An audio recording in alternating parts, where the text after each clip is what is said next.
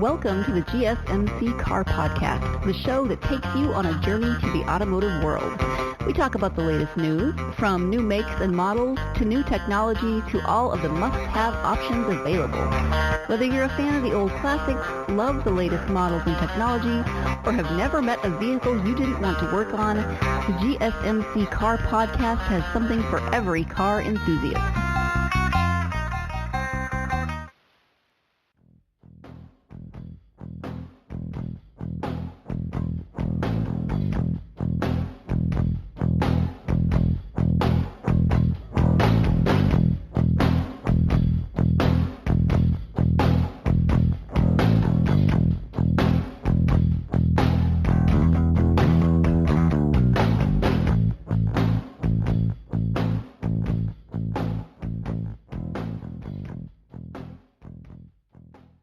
Thank you for tuning in to the GSMC Car Podcast, brought to you by the GSMC Podcast Network.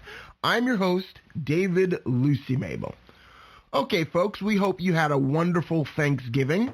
Happy Thanksgiving, and we hope that you have a wonderful holiday season, as we were gone for a couple of days because of the holiday, obviously, but now we're back. We're back, and we are back stronger than ever. So today we are going to be talking about the Cadillac Escalade. The Cadillac Escalade is the luxury SUV to have. I know that there are a lot of luxury SUVs out there, especially nowadays, but the Cadillac Escalade is one of the originals. It really doesn't get any much better than that, folks.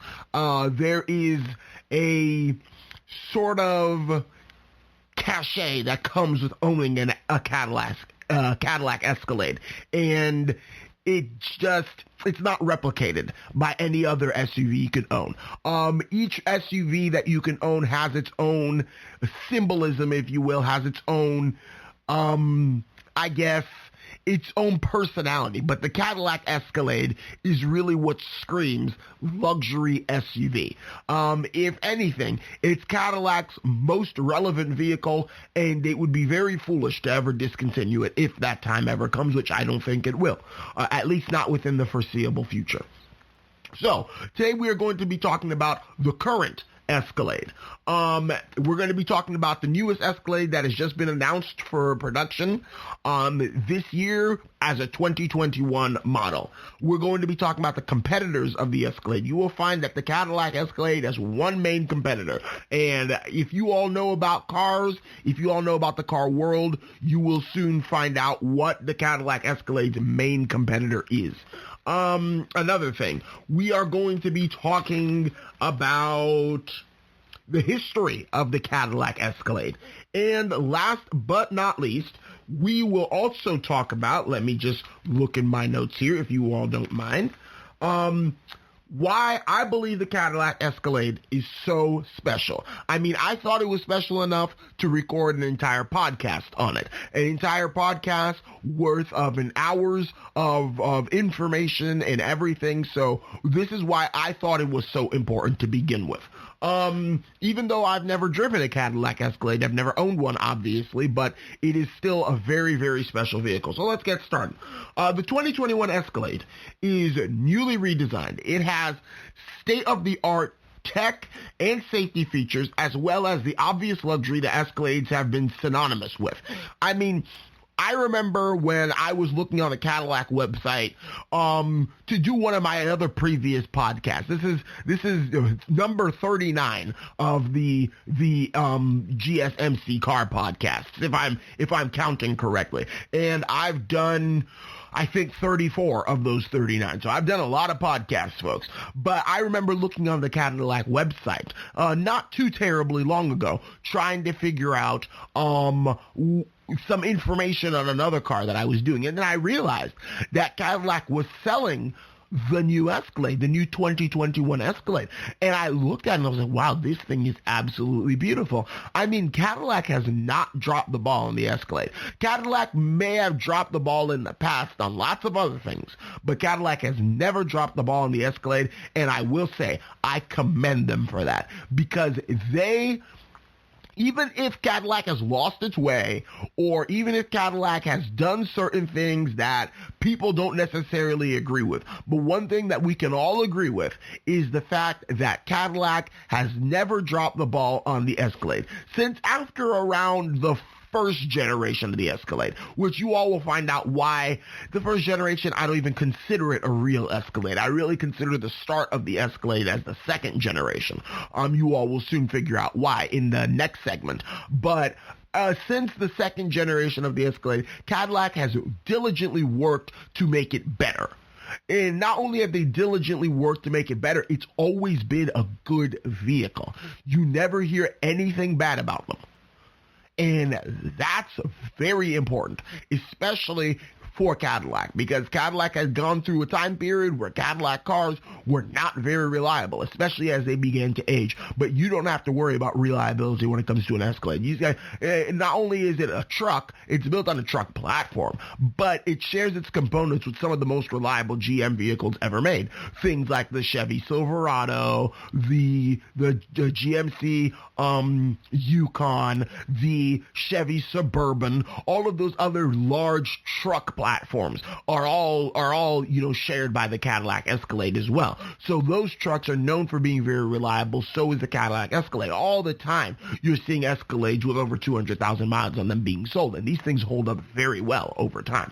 So that is a very important thing I must mention. So they've got fairly average pricing for the segment, starting at around $76,195. But the Escalade, the 2021 model that is, can be optioned past $100,000. Yeah, it's getting real, folks. No longer are your days of SUVs being utilitarian vehicles. As you all heard in my podcast about the Jeep Grand Wagoneer, I mean, the Wagoneer basically started the whole luxury SUV sort of thing. And I would say Cadillac and Lincoln with the Escalade and the Navigator respectively took it and ran with it. It's kind of like how the Chinese invented pasta.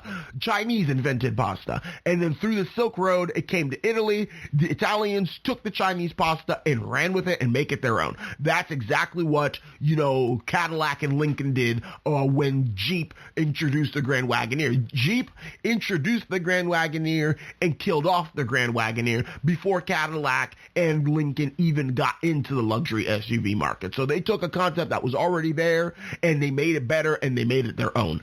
So that's basically what ended up happening. One of the most impressive features of the current Escalade is the curved infotainment and gauge cluster screens. These screens have a total of 38 inches of display. That is ridiculous. We're looking at a time, folks, that your SUV can have more display than your average TV at home. That's insane. I mean, as far as inches of display, my monitor that I use for my desktop computer and my Xbox and for watching TV and everything, it's all in one. It is probably 20 inches, if that. I don't even know if it's even 20 inches. It's probably 18 inches. And for me to get an SUV that has 20 more inches of screen space than my own monitor at home that is actually meant for, displaying things, not in some car. This is the way of the future, folks. I mean, no longer are the days of little crappy infotainment systems that take forever to load. The industry is moving, and it's moving rapidly. If you watch Doug DeMuro's review of the new 2021 Cadillac Escalade, you will see what I'm talking about. I mean, it is absolutely insane. Like, I'm mind blown just talking about it. 38 inches. And not only that, it's curved. It's curved. And I know this may not seem like a big deal, but it takes an incredible amount of engineering for a gauge cluster screen to be curved and still touch screen and still work properly. This is the only one in the car industry, as far as I'm aware of, that is curved. Tesla doesn't have a curved screen. Mercedes-Benz doesn't have a curved screen. Lincoln doesn't have a curved screen. BMW doesn't have a curved screen. Cadillac is the only one with that. And long ago, Cadillac used to be called the standard of the world. And I truly believe that the new 2021 Escalade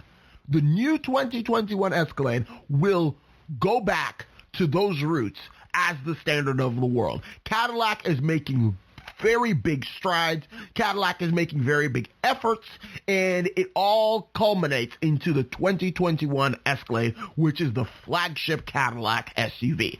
I mean, this is where it's at. If you want American luxury, if you want Cadillac innovation, if you want the standard of the world, get the 2021 Escalade.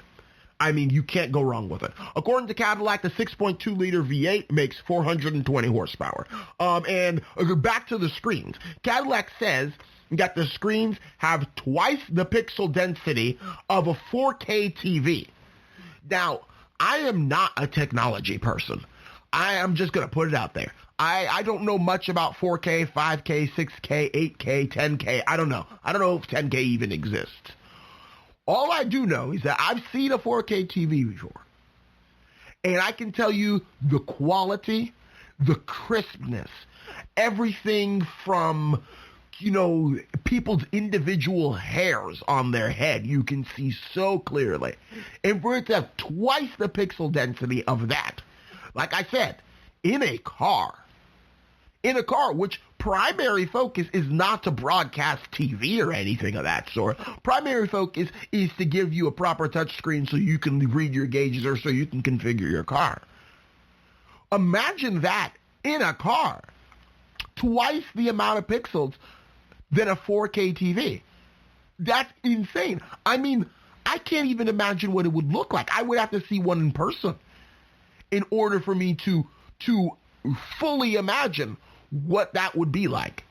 And that's what Cadillac is doing nowadays, shamelessly and for a reasonable price too.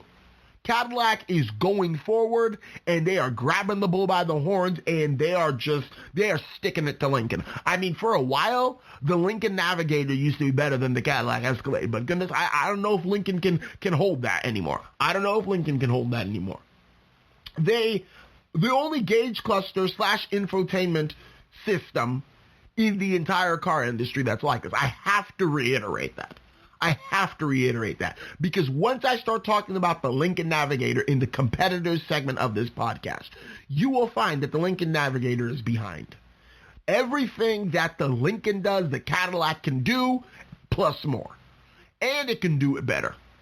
So, I mean, Lincoln, Ford, if y'all are listening to this, I mean, it's time to step up your game when it comes to the 2021 Lincoln Navigator. Of course, the Cadillac Escalade comes with Super Cruise as an option.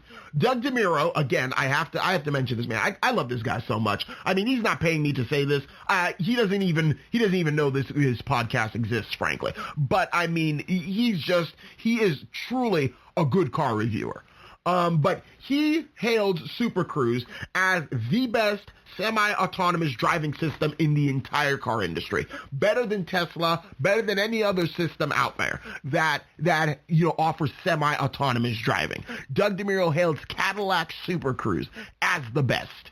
I mean, the Cadillac Super Cruise is amazing. It's adaptive cruise control. It reads the lines in the road and will turn the steering wheel for you. I mean, you could have your hands off of it. All you have to do is tap the steering wheel when it needs you to tap it so it can know that you're still paying attention. But you don't actually have to. You don't actually have to do anything for the car to drive itself besides put it in Super Cruise mode. I mean, that is amazing.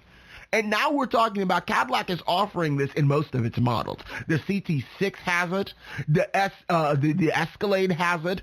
Several of their crossovers have it. Several of their sedans have it as an option. So Cadillac is really, leading the industry as far as semi-autonomous driving goes, in which, like I said, it's going back to what is called the standard of the world. Cadillac is the standard of the world, gosh darn it, and they are going to reclaim that title with the Cadillac Escalade. It comes with a standard AKG audio system with 19 speakers, and a 36 speaker system is available as an option. Both come with speakers in the headrests of the front seats. Never have I seen this in the car industry before. I'm not saying it's never been done, but these cars literally have speakers in your headrests. I mean, does it get any better than that? So you've got luxury, you've got technology, and you've got a level of luxury that is unparalleled. I know for a fact Mercedes-Benz GLS does not have speakers in their headrests. And if they do, they don't look as good as Cadillacs. I'm just going to put it out there. I mean, that's a matter of fact and a matter of opinion at the same time. Navigation screen appears in the gauge cluster. So a full navigation screen appears right in front of you where your speed and your tachometer usually would be. Then they put the navigation screen in there. Not to say that other car companies don't do this, but Cadillac is doing this, and you will find Lincoln doesn't. And also available with night vision, a feature that was first offered on the 2005 Cadillac DeVille DHS or DTS. I believe either the DHS or the DTS, or maybe both, of that time period came with the night vision feature. Basically, it offers you an image in the gauge cluster screen of what is in front of you, because the car has a camera in front of it or on the front. And it's not an infrared camera, it's a night vision camera, and it shows you what you see. So that way you're not blinded by oncoming lights, and that way if something is dimly lit, you can see it before you unfortunately hit it, because you're looking at it in the screen in front of you. So that's how the night vision works. And it is truly a leader in the full-size luxury SUV market. So folks, you've heard about it there. The 2021 Cadillac Escalade, you've heard about the amazing features that it offers. You've heard about everything. So please stay tuned for the next segment of this podcast in which I talk about the competitors. So please stay tuned, folks.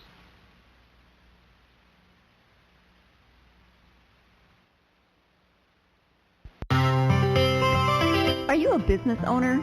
Someone interested in the latest news that might affect your business? Then check out the GSMC Business News Podcast, a show dedicated to keeping you up to date on all things concerning business, technology, and the stock market. Get a head start on the day as we keep you updated on the latest goings-on Wall Street, money, jobs, and technology. The GSMC Business News Podcast has you covered.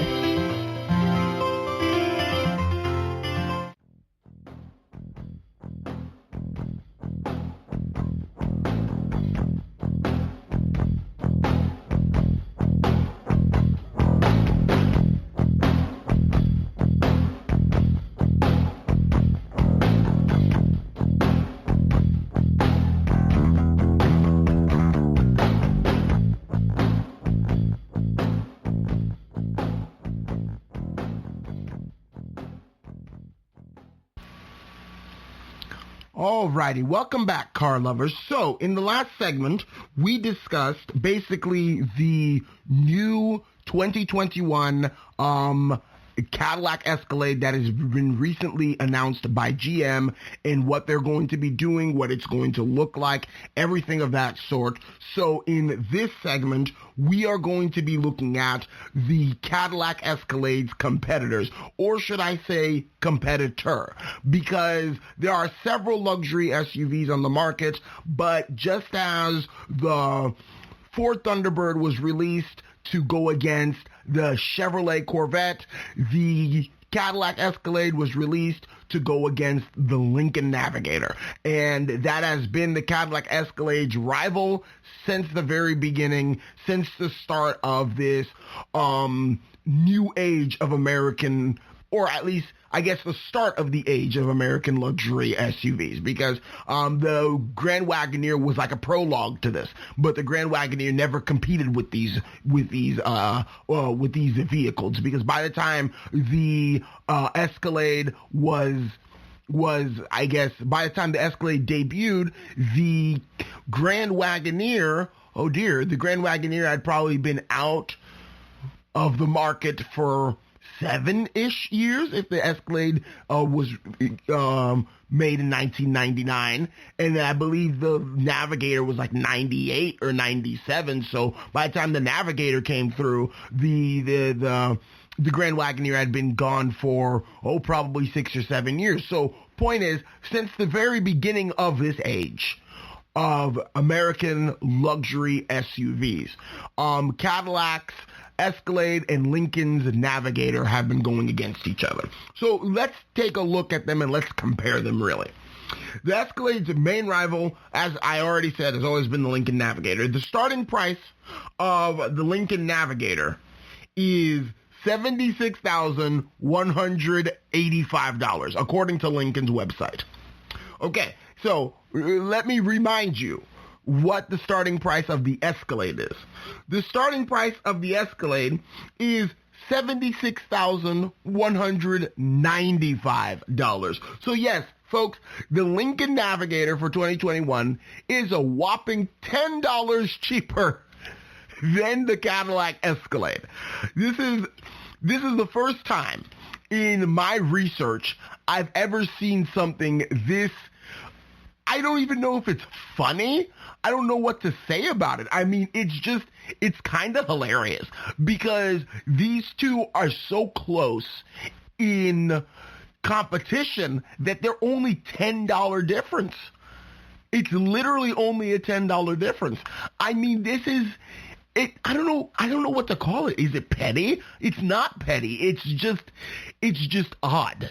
It's odd that these things are that close. Like, you know, people like Cadillac and Lincoln here are not giving people, you know, much wiggle room to choose between this. They're like, well, if they're going to be this price, we're going to be the exact same price, and we're going to offer, you know, more technology for extra $10 just so people can choose us instead, because they're going to be like, well, it's only $10 more expensive. I mean, it's so weird how these cars are that similar and that close in price. I've never seen something like that before. Usually there's a couple $1,000 difference. No, man. Even a couple $100 difference. This is 10 measly dollars.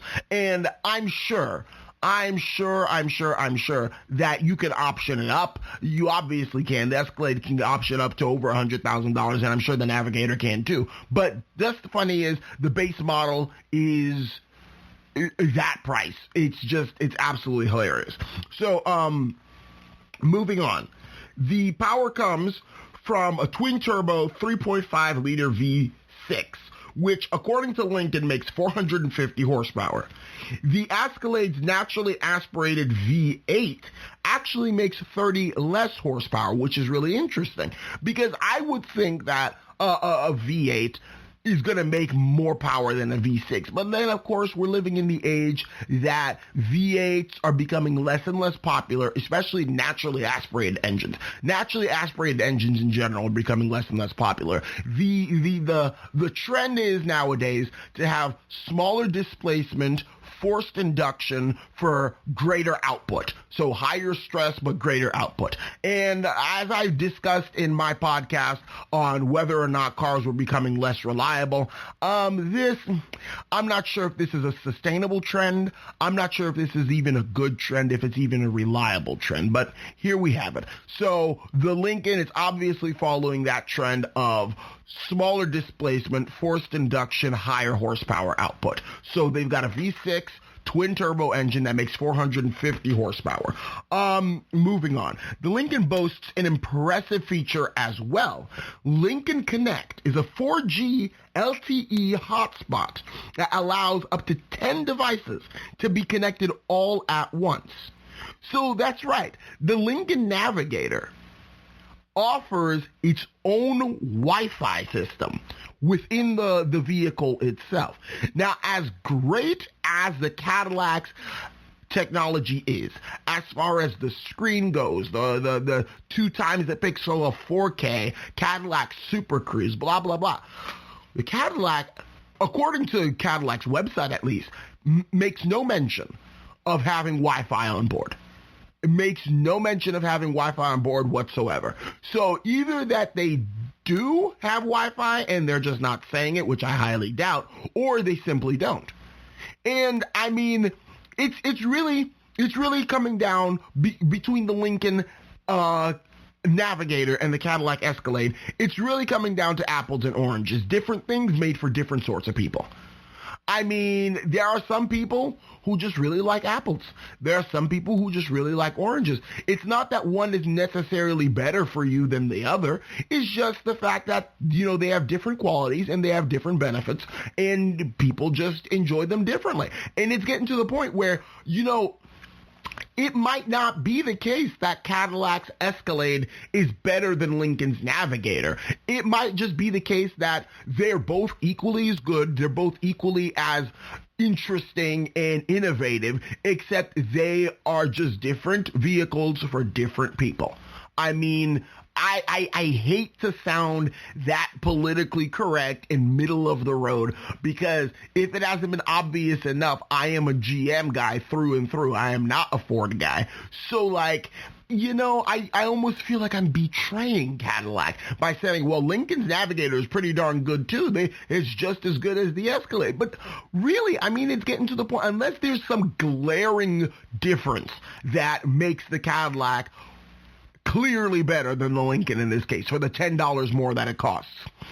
It's not really the case.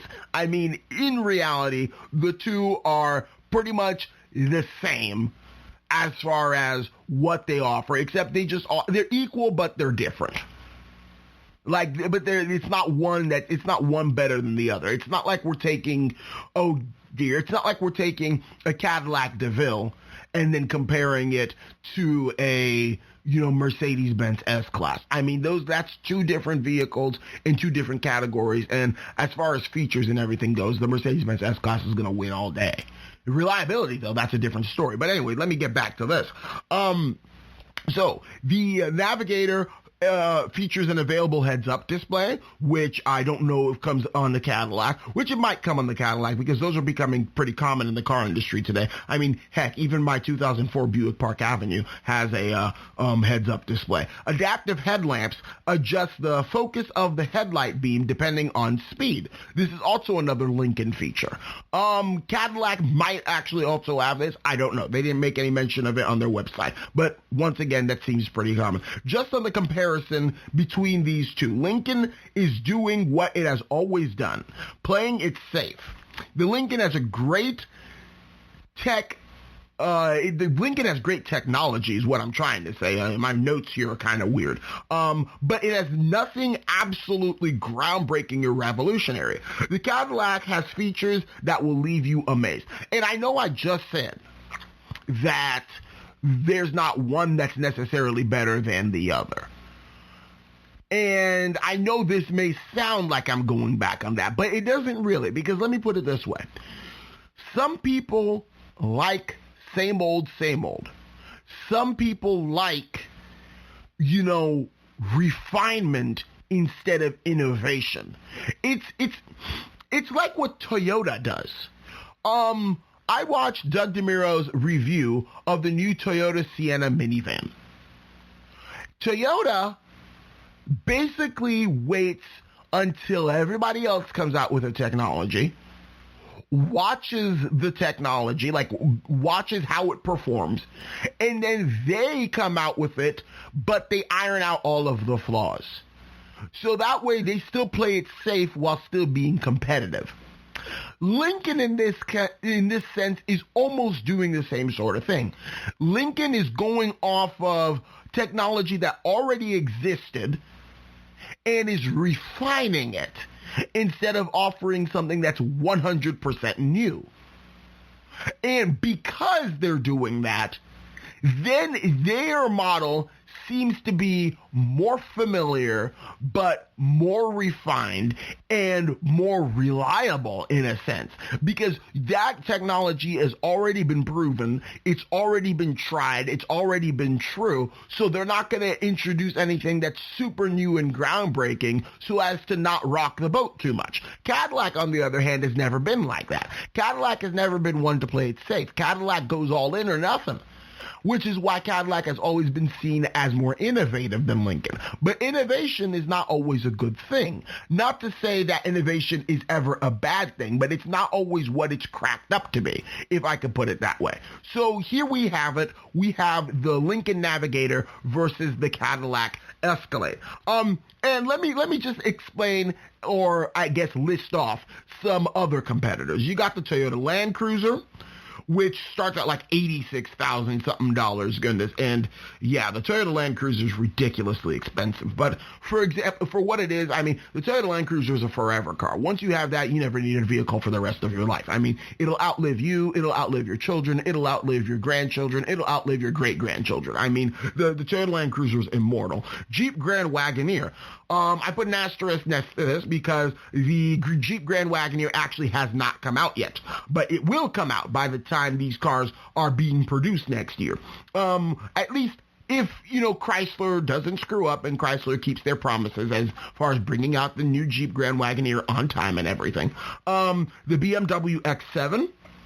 The Mercedes-Benz GLS, which I believe the Lincoln and the Cadillac are both more expensive than those as far as the base model goes, starting price. Lexus LX 570. Lexus LX 570 is also exorbitantly expensive because it's basically a Lexus Land Cruiser. It's built on the same platform, and it's mechanically very similar to the Toyota Land Cruiser underneath the Lexus skin. So that's also exorbitantly expensive. And you've got the Infiniti QX80, which when I was discussing the Jeep Grand Wagoneer a few months ago, I completely forgot to include the Infiniti QX80. And this is actually my favorite SUV on the market now. I mean, as far as styling goes, maybe not features because, Nissans have been floundering these days. But yeah, that's actually my favorite. So just a, little tidbit out there. But please stay tuned for the next segment because I'm going to be talking about the long and illustrious history of the Cadillac Escalade from its inception as basically just a cheaply redesigned, not even redesigned, rebadged GMC Yukon Denali to the flagship luxury vehicle that it is today. So please stay tuned.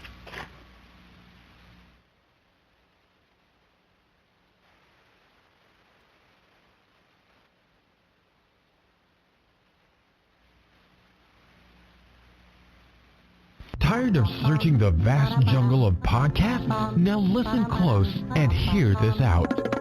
There's a podcast network that covers just about everything that you've been searching. Hey! The Golden State Media Concepts Podcast Network is here. Nothing less than a podcast bliss with endless hours of podcast coverage. From news, sports, music, fashion, cooking, entertainment, fantasy, football, and so much more. So stop lurking around and go straight out to the Golden State Media Concepts Podcast Network. Guaranteed to fill that podcast itch. Whatever it may be. Visit us at www.gsmcpodcast.com. Follow us on Facebook and Twitter and download us on iTunes, SoundCloud, and Google Play.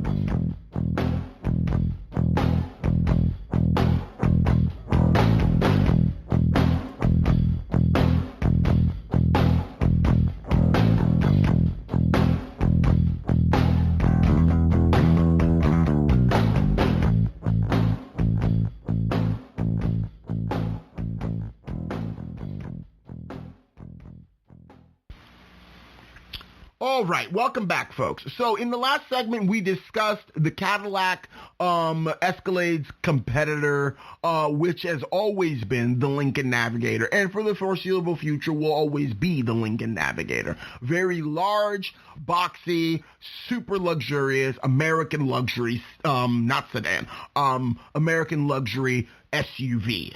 So that's where we have it. That's their main competitor, and you saw everything. But now we're going to discuss the history of the Cadillac Escalade, which I've got a lot to say about this. So just hang on.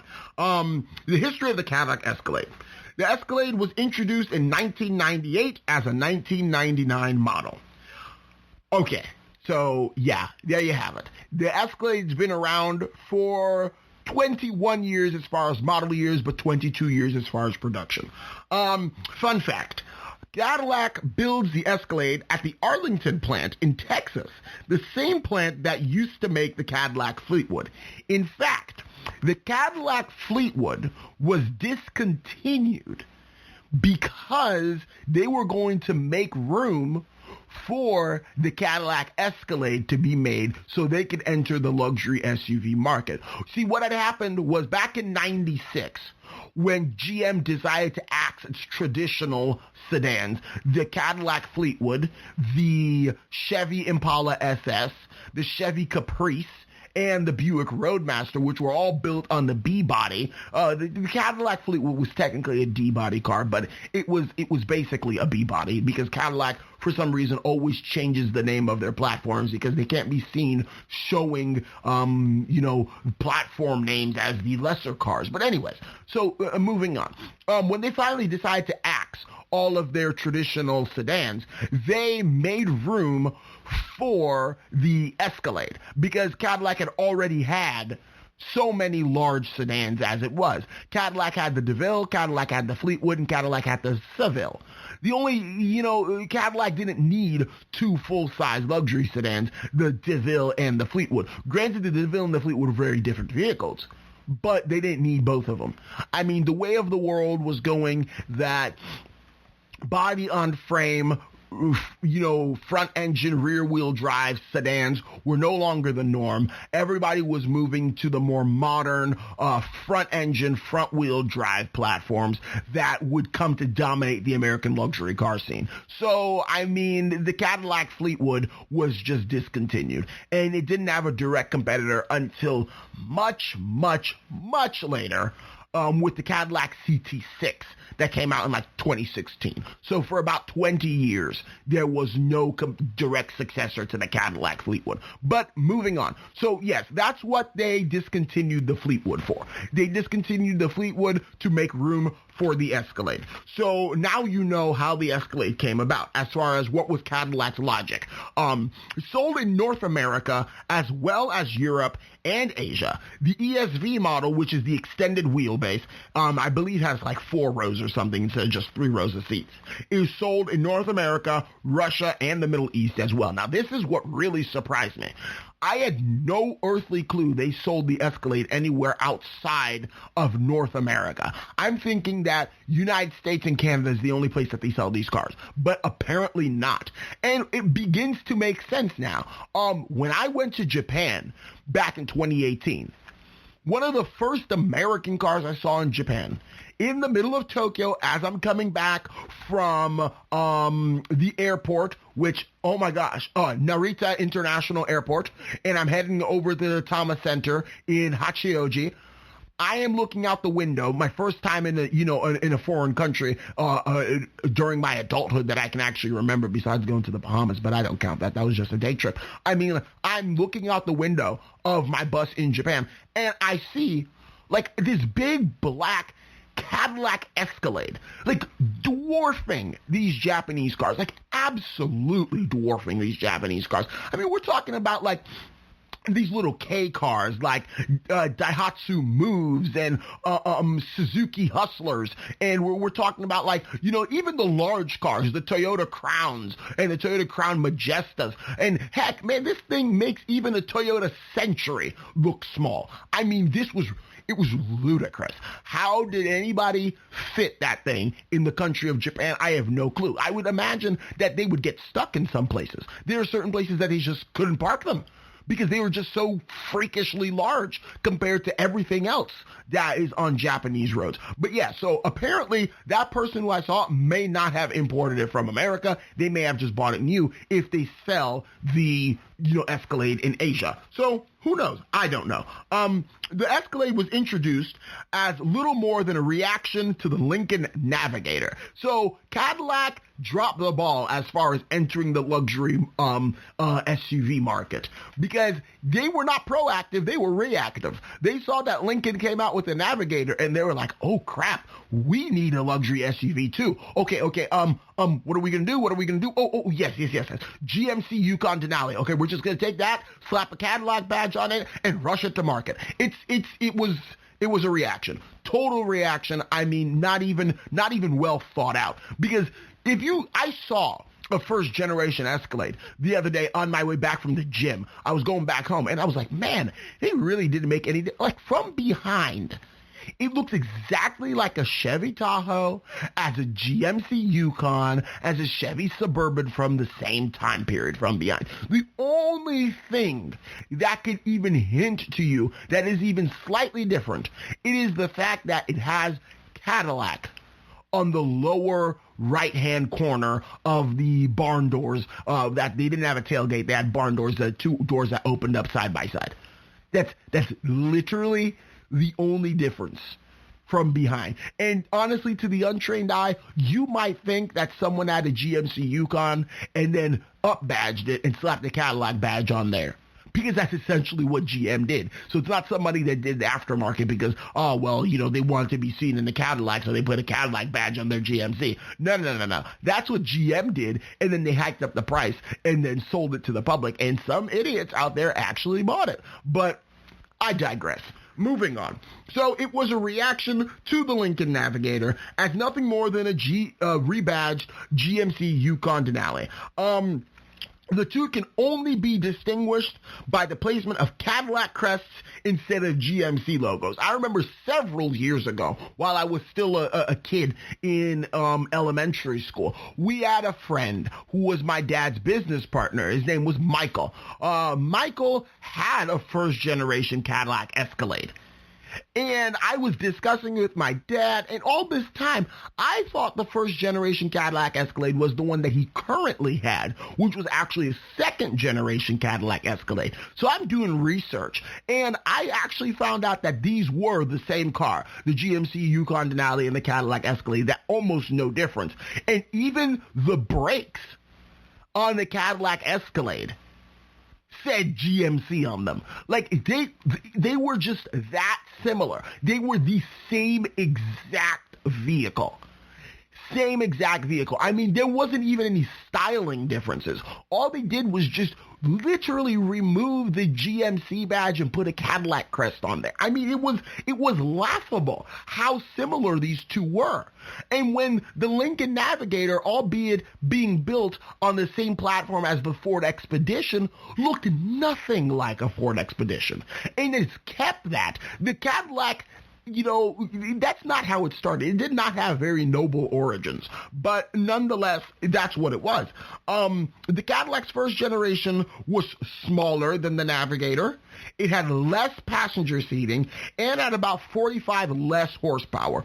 So really, it was a lame excuse for a luxury, SUV. This rushed first generation was only produced from 1998 to 2000. So only 2 model years. And get this, there was no 2001 model year for the Escalade. GM waited until 2001 to switch the Escalade over to GM's new full-size truck platform. And that's what ended up happening. And thank goodness they had taken a year off to actually get the Cadillac Escalade together, to gather their thoughts on what on earth they were going to actually do with it, instead of offering a thinly disguised GMC Yukon Denali for the second generation. The second generation was produced from 2002 to 2006. The generation saw the introduction of the Cadillac Escalade EXT, a sports utility truck very much like the Chevy Avalanche. So for those who don't know what a sports utility truck is, because I think this segment has died. I don't think they exist anymore. It's basically an SUV with like the cargo area chopped out and a pickup truck bed put in there. But the pickup truck bed is not a separate unit like it is on a regular pickup truck. It's just one with the body. So it's like if a pickup truck it's like if an El Camino and a regular SUV had a baby, and this is their baby. Yeah, because the El Camino, the bed wasn't detachable like it should be on a real SUV, a pickup truck. It was just part of the main body. That's exactly how this was. It was just part of the main body, but instead of having a cargo area or third row seats behind the middle row, there was just truck bed. And I mean, these didn't look bad, but they were just never as practical as an actual truck. So, yeah, there was that. I mean, the Chevy Avalanche was its ugly, duckling of a cousin. The Chevy Avalanche was never particularly a beautiful vehicle, but, the Cadillac Escalade EXT was acceptable. The third generation was 2007 to 2014. It saw the introduction of the Cadillac Escalade Hybrid, which had a mild hybrid system. It wasn't like your hybrid like a Prius, but, nonetheless, the fourth generation, upon reading this section, something interesting popped up. Apparently, Cadillac was considering expanding the Escalade name to their crossovers as well. Of course, we know that this isn't the case. Now, all Cadillac crossovers were labeled as XT and then a number, like the XT4, XT5, and the XT6, respectively. So, yeah, when I was reading that section, I had found out that the Cadillac actually wanted to expand the Escalade name, not only to their full-size SUV, but also to their crossovers as well. So maybe we could have gotten to the world where we saw, an Escalade XT7, which would have been the regular Escalade XT6, which would be the full-size crossover, Escalade XT5, something like that. So I don't know, maybe. I think that would have been just odd, though, because everybody thinks of Escalade as being the flagship luxury SUV from Cadillac, not some, crossover that, is probably a rebadged Opel from Europe, frankly. But, it's just, I don't know. I don't think that was a good idea, and I'm glad that GM didn't do it, because it would have just removed the cachet from the Escalade brand. You just can't do that with a legendary name like Escalade. There is speculation that the Escalade could be offered officially in Australia as a right-hand drive model, because before, the Escalade was sold in Australia, but it was sold by third parties who had done the conversion themselves. It was never approved or officially sold by GM, because GM obviously has Holden in Australia, but I guess the reason why they're choosing to do this is because they're wanting to expand more of the American brands, like American cars, into Australia, since GM announced that they were going to stop production of Australian-made Holdens. So all of the Holdens were going to be rebadged GM vehicles from elsewhere in the world, but they were going to cease production in Australia, which, man, that makes me so sad, because Holdens are awesome cars. And the fact that they were made in Australia just made them even more awesome, because the Australian car market, I mean, they've got a fondness for fast sedans, and I love the Australian market's taste in cars. And the fact that they're just gonna stop producing them because GM told them to, I mean, that makes me kind of sad. But I guess this is their consolation. Hey, we told you to stop making cars, so have an Escalade. I mean, that seems kind of arbitrary from GM's point, but anyway. So also, there may be an electric version of the Escalade coming soon as well, built on the same platform as the GMC Hummer EV. So who knows? Maybe we can have an electric Escalade, or maybe we can have an electric Escalade EXT, which is, built on the same platform as the GMC Hummer EV. Who knows? We don't know. So please stay tuned for the next segment, in which I discuss why I believe the Cadillac Escalade is so special. You're going to want to hear this, folks. So please stay tuned and enjoy the break.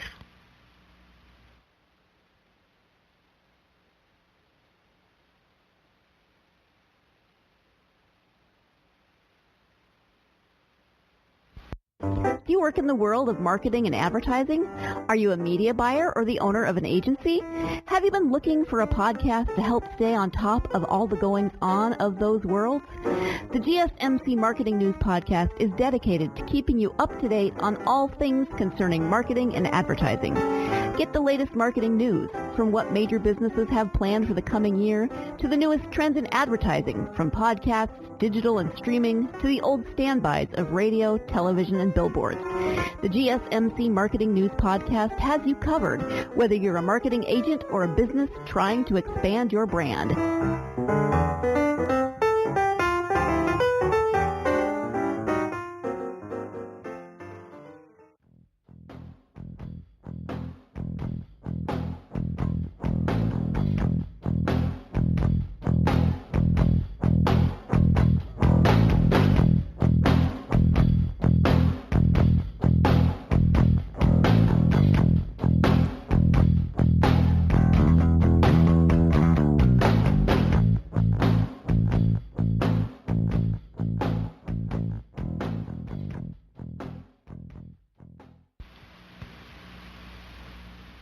All right, welcome back, folks. So here we have it. We have reached the last segment of the Cadillac Escalade podcast.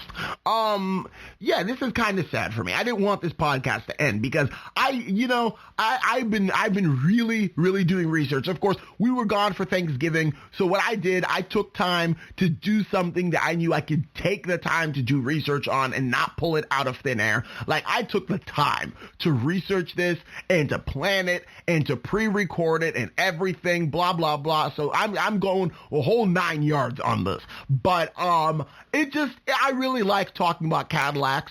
I mean, this is probably like the upteenth podcast that I've recorded that mentions Cadillac in some way, shape, or form. But I just love Cadillac so much. I'm the type of person, I don't like much change in my life. My first car was a Cadillac. It was a 1998 Cadillac DeVille that had been in my family for 10 years before it finally got passed down to me.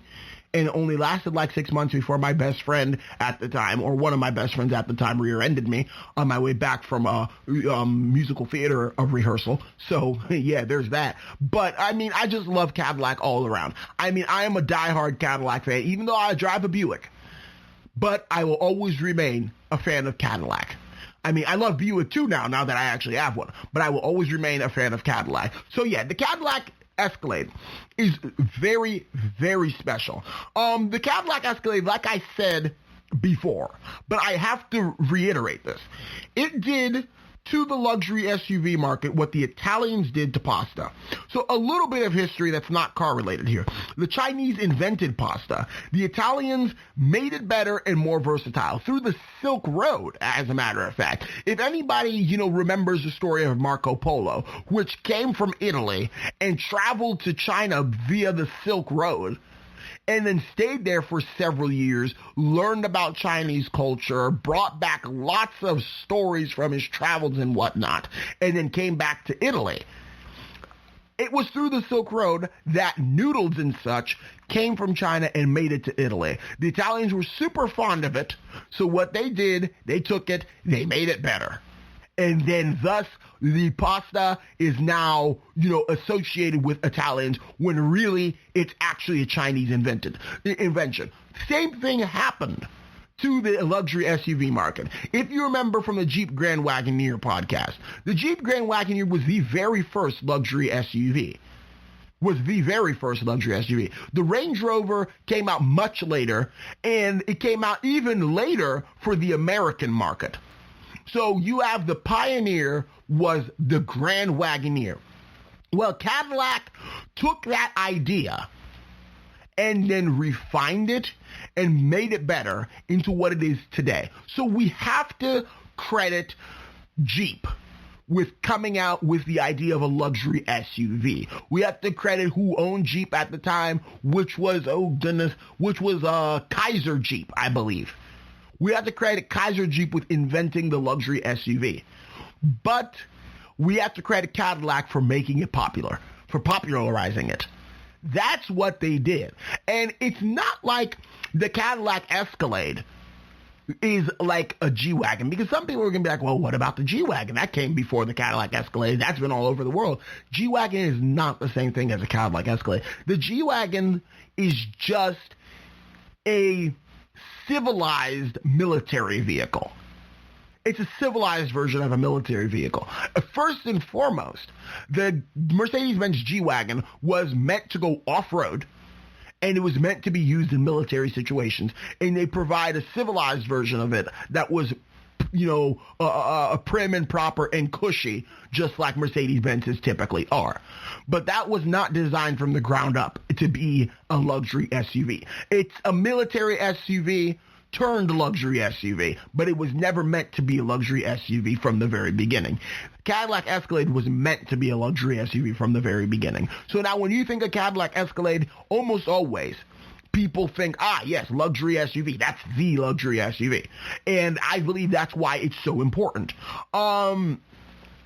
Let's see. What's next in my notes here? The Cadillac cars suffered for a while. Yes, they did, especially with reliability issues issued for the North Star engine, which I've got a story about that once I'm done getting through this. But anyway, but the Cadillac Escalade truly remained the standard of the world. You never heard anything bad about the Cadillac Escalades. You never hear anything bad about them. They've always been bulletproof reliable.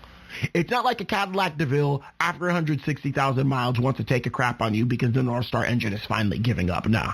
That's not how the Escalade is. And thank God they never put a North Star engine in the Escalade, because that would have been peak cringe, if I can use a modern term there. It would have been peak cringe to put the Cadillac North Star engine in a Cadillac Escalade. Because guess what, GM? If it ain't broke, don't fix it. And yeah, but anyway, so what I will say about the generations of the Cadillac Escalade, I do not count the first generation of the Cadillac Escalade as, part of the successful history of the Cadillac Escalade, frankly. It's just a counterfeit built on the thinly disguised bones of the Yukon Denali of the era.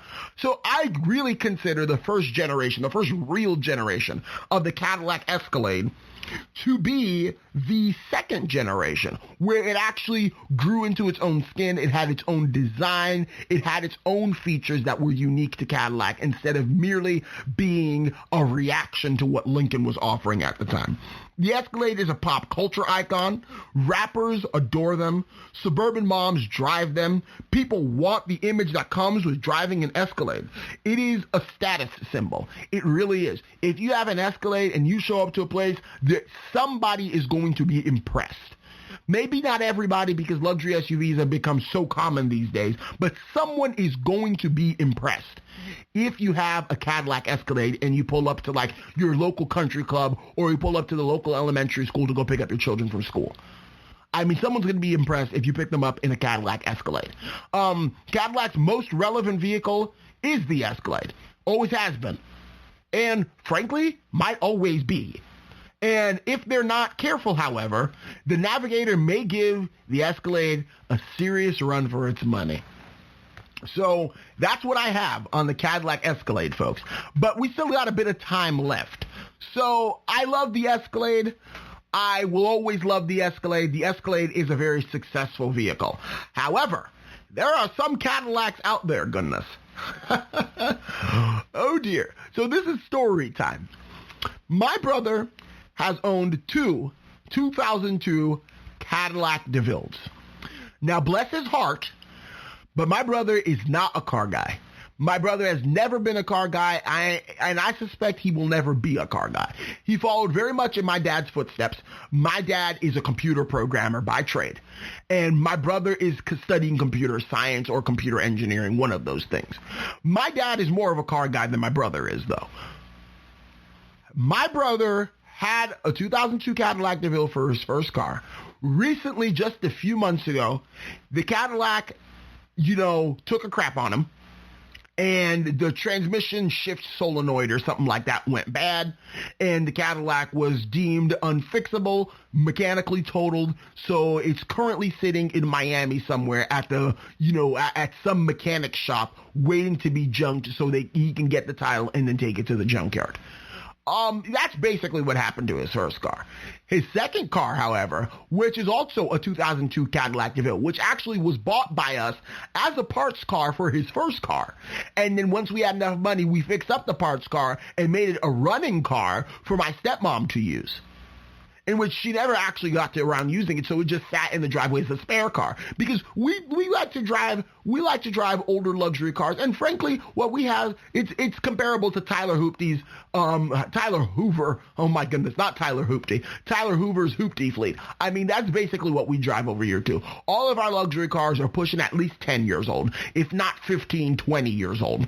I mean, we've got cars ranging from the newest vehicle we have is a 2008 vehicle, not counting my dad's work truck because it technically is not ours. And the oldest one we have is a 2000 vehicle. So all of our cars are between 12 and 20 years old. And all of them have some sort of problem. So they're all hoopties. But my brother's car, get this, he has a bad camshaft position sensor and a 2002 Cadillac DeVille.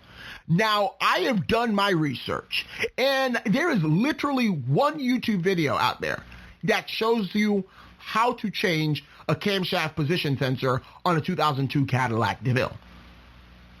Only one, because these problems are uncommon, which, granted, what killed my last Cadillac, Miss Faith, was a seized camshaft that snapped the water pump pulley. Or that seized water pump pulley that snapped the camshaft. So my North Star had camshaft issues too. His has a camshaft issue. It's a camshaft position sensor. So now you know how Miami is. For those of you who don't live in Florida, Miami can be a very sketchy place. There are some very nice parts of Miami, but just as in any big city, a lot of it is, hella sketchy. So here we are. We're down in Miami. And we go to take a look. I go to pick up my brother for Thanksgiving because he couldn't drive his car. And he tells us that his car is shaking. It almost stalled. It can stop at any minute. Blah, blah, blah. All of this foolishness. So we're like, what on earth is wrong with it? You need to go get a diagnostic. He's like, I did get a diagnostic. It has a bad camshaft position sensor, along with some other things. But basically, the main problem is the camshaft position sensor with the car. So the mechanic tells him, oh, well, yeah, you're given like 3 or 4 codes for this camshaft position sensor. You have like 3 or 4 camshafts and camshaft position sensors in this car, and it's going to cost at least $700 to change them. And I'm like, I don't know if that's true. I didn't know how many, camshafts the North Star engine had, but I was not convinced that the mechanic was telling the truth, because I live my car life by the mantra that you should know your car better than the mechanic so that the mechanic never has a chance to scam you. And that's what I told my brother. You know your car better than the mechanic himself knows it. Once you know your car better than the mechanic himself, there is no way that the mechanic can cheat you. At least if he tries to cheat you, you're going to find the cheat before he fulfills his cheatingness, if I could put it that way. So I tell him, look, the car doesn't have more than one camshaft. I know that. I've done research. I've owned 2 of these same engines. The car does not have more than one camshaft position sensor. The car actually has 4 camshafts. But it only has one camshaft position sensor. And per the YouTube video that I watched, it's underneath the coolant reservoir tank. And it's a 10 millimeter bolt, really, that you just have to unscrew after you move the coolant tank out of the way. It's a 10 millimeter bolt that you have to unscrew, pop out the sensor, unplug it, pop the new one in, plug it back in, and then reverse your steps, and then the car should be fine. So, in order for me to be completely sure about this, because I am not a mechanic, in order for me to be completely sure about this, what I end up doing, I end up signing up for the Cadillac forums, and essentially I was thinking about buying my brother's car as a project car and working on it myself. And because I've been really itching for a project car lately, I'm getting at that point in my life where I'm no longer just a high school student, or frankly just no longer a kid that's interested in cars, but I'm actually an adult who can actually make my own car decisions. So I've really been itching for a project car lately, but I told myself, you know what? Pay off your credit card. Make sure you don't have any outstanding, major debt that needs to be taken care of right now. And then you can get a project car. So if my brother decides to sell his car, I'll let that pass. I'll buy myself another broken Cadillac and work on it. But get this. So I go on the Cadillac forums, and I was like, so what would it take to swap a 3800 supercharged engine into a Cadillac? And all these guys are giving me ideas and whatnot. And the guy's like, why would you want to do that? And I was like, well, my brother's car has tons of problems. And he's like, well, what sorts of problems is he giving? So unintentionally, I end up telling him about the camshaft position sensor. He's like, yeah, no, the car only has one. And where you saw that it was underneath the coolant tank, that's where it is. He's like, it's only Cadillac North Star engines from 2005 to 2011 with variable valve timing that have more than one camshaft position sensor, because if you have variable valve timing, it makes sense because the camshafts are moving at different rates in order to, variably time the valves. So I was like, okay. So I called up my brother. Now, my brother is notoriously stubborn. So he's like, dude, I don't know. You're not a mechanic. This is what the mechanic says. I was like, look, child, you is in Miami. You're in Miami. Goodness, one of the sketchiest cities in Florida. There ain't no way you're going to get an honest mechanic to tell you what's truly wrong with your car, especially that it's a Cadillac and that they clearly see that you don't know what you're talking about. It's the same thing. All mechanics, once they see someone has an expensive car and the person doesn't know what they're talking about, they try to make money on the person. First mechanic told my brother that he needed new motor mounts. That's why his car wanted to stall. Which, as you all know, that's absolutely ridiculous. Motor mounts will cause your engine to shake. This is true. But it will not cause your engine to stall. That's not what motor mounts do. That's not what a bad motor mount, that's not the symptom of a bad motor mount. So I told him, this is what I saw, this is what I've researched, and this is what I'm like 99% sure the problem is. Especially now that you showed me your diagnostic and it has like, 4 codes, P03, P0304? No, P30, I don't know. I think it's P3040 or something like that, which is a camshaft position sensor that the car is throwing those codes. It's like 4 of them. And then I was like, if we just change the camshaft position sensor, we save ourselves $500. And even if we don't fix it properly, we take a chance. Because if we do, then you save yourself over $500 by doing it yourself and then not going to a mechanic. Well, so what I end up doing, I end up calling out of work. I was supposed to go into work today, but I told him I had an emergency. I couldn't make it. And then I go to the Cadillac dealership yesterday. I order the part. And I asked the man at the parts counter, I was like, just to be sure, is it true that this car only has one camshaft position sensor? And then he's like, yes. And then he's like, are you sure that it's the camshaft position sensor? He's like, is the car stalling? I was like, yes, it is. And he's like, well, have you thought about something else? I was like, well, the car is not my car. It's my brother's car, and he got a diagnostic, and it's throwing the code for a camshaft position sensor. So yeah, that's what it is. And he's like, okay. And then I was like, so I know that from 2005 to 2011, they had variable valve timing on the North Stars, and they had more than one camshaft position sensor. He's like, you're absolutely correct. And I was like, I know it's on the right side of the engine, looking at from the front of the car. If you're looking from the back of the car to the front, it's on the left side of the engine, and it's underneath the coolant reservoir tank, and it's basically just a 10mm bolt that you have to pop out, change it, and put it back in. He's like, yep, you are absolutely correct. And then he's like, I don't have the part in stock, but I know somewhere where you can get the part. And he's like, they're about to close in 15 minutes, so I'll order the part, and I'll have it here tomorrow morning. I was like, thank you very much. And the part that was $124, the man, a Cadillac dealership, gave it to me for like $40 off and gave it to me for $87. So $87. This morning, I'm going to go pick it up from the Cadillac dealership. I'm going to head over to Miami and then change my brother's camshaft position sensor, because the Mercedes-Benz, which is our spare car, we have a 2000 E320, has been giving problems. It has an electrical issue. And at this point, it's a Cadillac. I mean, it's a Mercedes-Benz from the Chrysler era. So it's about time for it to start giving electrical issues too, especially that it's 20 years old. So yeah, that's basically where I'm at with my car stuff here at the house, because when you drive a bunch of hoopties like Tyler Hoover does, goodness, there's always a story. There's always something wrong with them. For example, my Buick, the air suspension just went out again. So I'll keep you all updated, and please like us and subscribe on Facebook, Instagram, Twitter. Leave us a like, leave us a comment, and thank you for listening to the GSMC Car Podcast, brought to you by the GSMC Podcast Network. Thank you so much, and have a good night.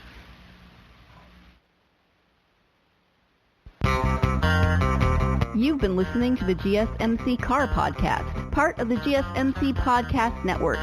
You can find this show and others like it at gsmcpodcast.com. Download our podcasts on Apple Podcasts, Stitcher, SoundCloud, and Google Play. Just type GSMC into your favorite podcast app to find all of the shows from the GSMC Podcast Network. From movies to music, from sports to entertainment, from business news to weird news. Please subscribe to the podcast and follow us on Twitter and Facebook. Thank you, and we hope you've enjoyed today's episode.